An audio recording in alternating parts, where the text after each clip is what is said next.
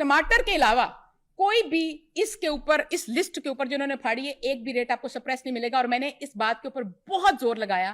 देखें, एक पूरा जो गवर्नेंस स्ट्रक्चर होता है ना, बाहर बैठ के अच्छा मैडम देखिए, उसकी तनकीद करना, अब आपको मैं पॉज से बात बताता हूं। एक जुमला, बाहर बैठ के गवर्नेंस स्ट्रक्चर की तनकीद करना बच्चे सबसे आसान काम है।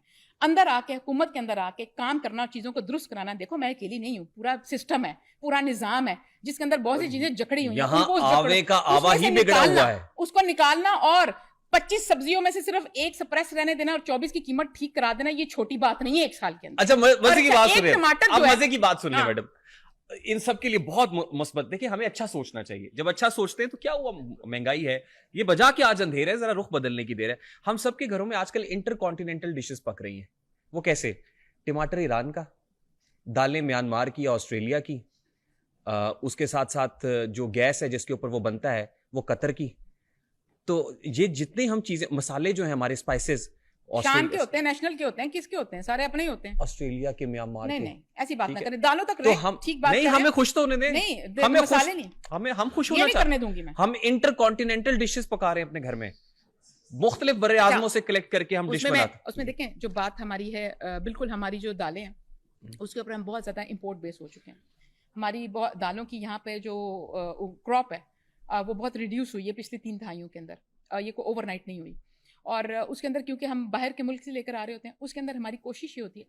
अभी हमने चने की दाल की कीमत 20 रुपये फी किलो कम हुई है, बेसन 15 रुपये फी किलो कल कम हुआ है, और साथ में काला चना जो है वो 15 रुपये फी किलो कम हुआ है, और सफ़ेद चना 10 रुपये फी किलो कम हुआ है। और पिछले साल जब मैं आई थी, ये सारी, और माश की दाल, ये सारी दालें जो होती थी ये बहुत महंगी थी। उसकी वजह ये होती है कि जब हम इंपोर्ट पे डिपेंडेंट होते हैं तो हमें तब 2 चीज़ें हमारे हाथ में होती हैं।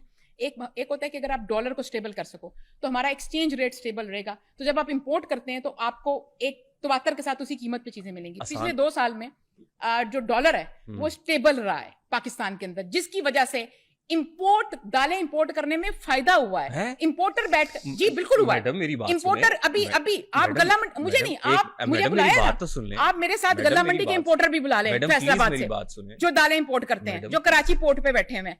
अच्छा मेरी बात, और दालें पिछले पूरे 1 साल में 100 रुपए किलो तक नीचे आई हैं। उसकी 2 वजूहात हैं। एक, हम प्रायर बाइंग कराते हैं, हम शॉर्टेज नहीं आने देते। सप्लाई पाम ऑयल हम मलेशिया से लेते हैं, पाम ऑयल हम बाहर से लेते हैं, बिल्कुल लेते हैं। जिसका घी बनता है वो इंपोर्ट होता है। इंपोर्ट बिल हमारा स्वेल कर जाता है। जी बिल्कुल करता है, ट्रिलियंस ऑफ डॉलर्स बिल्कुल होता है।